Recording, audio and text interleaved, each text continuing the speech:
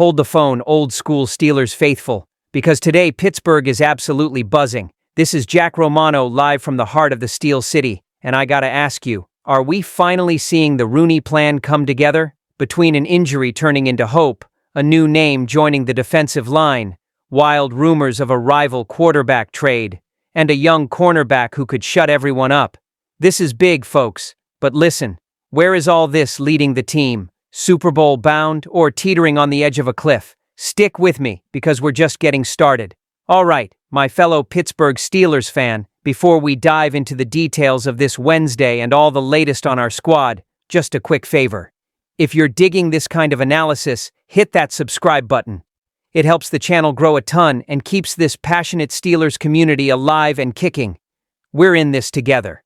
Man, you know that kind of news that just changes your whole day? Well, get a load of this. Broderick Jones is back. Our tackle, who was sidelined with a nagging soft tissue injury early in training camp, is set to return to practice today at St. Vincent College. And this isn't just any return. It's a huge relief, and at the same time, a massive amount of pressure on his shoulders. The dude injured his soft tissue late in the first week of practice, had to sit out, got wrapped up, and only got one more snap before being pulled. In the second week, he wasn't even scheduled to practice because it was moved indoors due to weather. But now, with his return slated for Wednesday, that's today, expectations are through the roof. And there's more. It's gonna be the first fully padded practice, baby. This is for real. Broderick is heading into his third year, and unlike past seasons where he mostly played on the right, now he's at left tackle, the position he dominated back in his Georgia days. And what did Mike Tomlin say? I expect him to play varsity ball. For all you true football heads, you know what that means. It's time to be the undisputed starter and carry the load. No more excuses. He was a high draft pick, had 2 years to develop, got snaps, had rotation. Now it's prime time. And he needs to protect Rodgers' blind side, man. This is no small thing. And I'm telling you, if Broderick can solidify that left side, it changes everything for the offense. It gives Rodgers time to breathe. It gives confidence for the playbook to open up, and even helps the run game flow better. But if he falters, the house shakes. We've seen good tackles struggle in Pittsburgh before. Anyone remember the days of Alejandro Villanueva, alternating brilliant games with abysmal ones, knows what I'm talking about. Now we just gotta hope this return comes with focus, strength, and that heavy-hitting O-line swagger we respect. So what about you? Do you trust Broderick Jones for this season, or do you think they're throwing him into the fire too soon? Comment below, because this decision could define the season, brother. And hey, speaking of O-line changes, the next piece of news is about a reinforcement, but it's not on offense. It's on the other side of the trenches, and it has a controversial past with a division rival.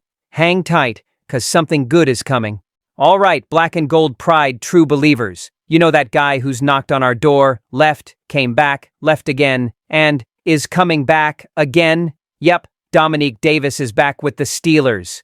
For the third time, man, the dude's practically become Mike Tomlin's boomerang. And look, it's not by accident. There's something about this guy the coaching staff sees value in, even if it's just for roster depth or to push the guys who are already there. Let's get to the facts. Davis went undrafted in 2020, came out of UNC Pembroke, and bounced around a bit. Jets, USFL, Bengals, Steelers, Bengals again. It's practically a soap opera. What matters is that this dude is persistent. He had a decent year in the USFL, 57 tackles and 3.5 sacks, top 10 in the league for that. That's not just any number. It shows the guy knows how to get into the backfield, even if it's at a lower level.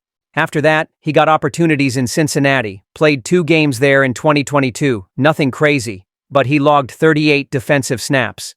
Now, why is he coming back right now? The answer is simple, and anyone who follows training camp knows. The Steelers' defensive line has open spots and needs bodies.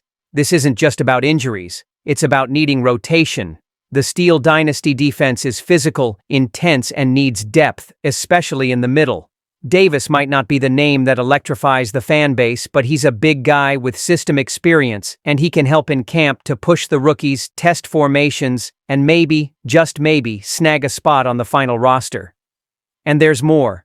When a player comes back this many times, it's because he knows the Rooney culture. He knows what's expected in Pittsburgh. He understands the weight of the terrible towel.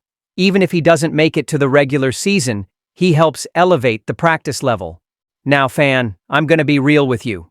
Do you think Davis deserves this third chance? Or is he just plugging a hole until someone better comes along? Because listen, there are a lot of good players trying to carve out space on this roster. And when camp starts with an injured tackle on one side and rotation questions on the other, every name that comes in could be the difference maker. Stay tuned, because the moves at this stage say a lot about how the team views its own weaknesses. And if you found this news curious, just wait for the next one. The next one involves a quarterback, an in-division trade, and a name that, I'm telling you, is getting attention from big-time players in the NFL. Brace yourself, because this one runs deep. Bro, hold on to your hats because this is a bombshell. The Steelers might actually enter into a crazy negotiation with the Browns to bring in Shedeur Sanders. You heard that right. A division rival, man. Just thinking about it gives me chills. Let's break it down. Over in Cleveland, things are getting sour. Owner Jimmy Haslam practically washed his hands of the Sanders pick, saying it wasn't even his decision in the draft. To make matters worse, Kenny Pickett got hurt in camp. He's got a hamstring issue, and that's caused his value to plummet. That's where Pittsburgh comes into this wild story. The Steelers' front office is pushing the pedal to the metal this year. They brought in a heavy-hitting veteran, signed Aaron Rodgers, who's already made it clear this is his last dance in the NFL. It's now or never. But what happens after Rodgers? Is it a rebuild? Is it an implosion? Is it back to square one? No way, man. That's why thinking about someone like Shedeur Sanders makes sense. The kid shined at Colorado, even playing with an offensive line that left him in the fire. He put up 7,242 yards and 64 touchdowns in 2 seasons, all under constant pressure. Those aren't just any stats. And can you imagine Sanders in an offense with DK Metcalf, Najee Harris, and still getting a year of playbook learning while Rodgers runs the show? That would be gold. Of course, this isn't simple. Trading a player within the division is almost taboo. There's a high cost, there's ego, there's history. Browns and Steelers don't even say hello to each other. But if the price is right, Pittsburgh might pull that trigger. There's also Will Howard, who was drafted after winning a championship at Ohio State. But he's a project, not an immediate solution. And if Rodgers starts feeling his age, if things go wrong in November, who's going to pick up the slack? We need depth. We need a plan B. Now, a serious question for you. Who lives and breathes this Steel City soul? Is it worth risking draft picks and big money for a rookie who hasn't even worn black and gold? Or is it better to trust what we already have and think about the future calmly? I'm divided, but the possibility of Shedeur in our jersey gives me goosebumps, man. This saga promises to have some hot chapters. And speaking of promises, the next story is about a guy who's already on the roster. He's quiet, but he could explode in 2025. Come with me to meet Trice, the CB who could be the surprise of the season. Man, you know that player who gets knocked down by life but just won't quit. Then remember this name, Corey Trice Jr. This kid is coming into 2025 with a chip the size of Pittsburgh on his shoulder. And it's no wonder, right? The guy has suffered too much with injuries. But now, with everything on the line, he's ready to show what he can do. And I'm telling you, there's something different in his eyes. Trice was a 7th-round pick in 2023, came out of Purdue full of drive, but then, boom, knee injury, lost the whole year. When he came back in 2024, he got hurt again covering a punt against the Chargers, hamstring this time. He only played 6 games, so fans barely saw the guy on the field. But listen, he showed up to this camp differently. He said in an interview that he spent the off-season training like a madman, running, preparing, strengthening his body. And it wasn't just physical training. The guy dove into studying the game. He's been sticking with veterans like Darius Slay, Jalen Ramsey, Patrick Peterson, only big names. And what's more, he trained with none other than TJ Watt. That's right, the man himself, number 90.